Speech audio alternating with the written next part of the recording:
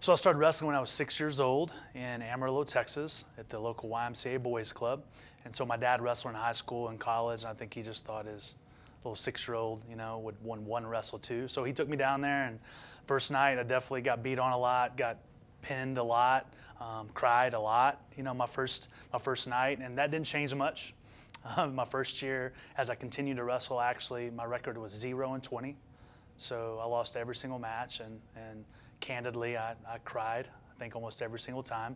Went up in the stands and put my head on my grandma's lap, cried, but she always told me, it was gonna be okay. And I think a lot of people wonder, well, why would I continue to do it when you're 0-20 and you're losing in practice, you're losing in competition? Why would you continue to do it?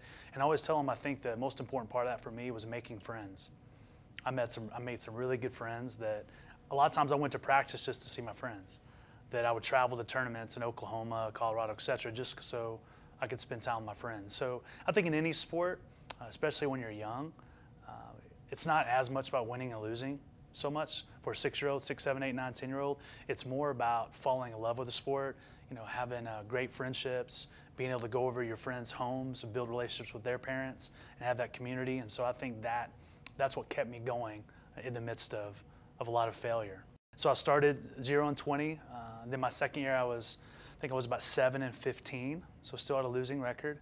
My third year, I finally broke through and had a winning record. And then fourth year, fifth year, sixth year is when I really started to get my hand raised a lot.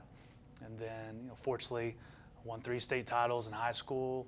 Went off to college at the University of Pennsylvania in Philadelphia, and I got second in the NCAA's twice, my junior and senior year.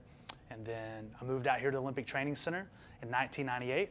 And then trained from 1998 to 2000 for the Sydney Olympics in 2000, and fortunately was able to bring home the gold at the Sydney Olympics.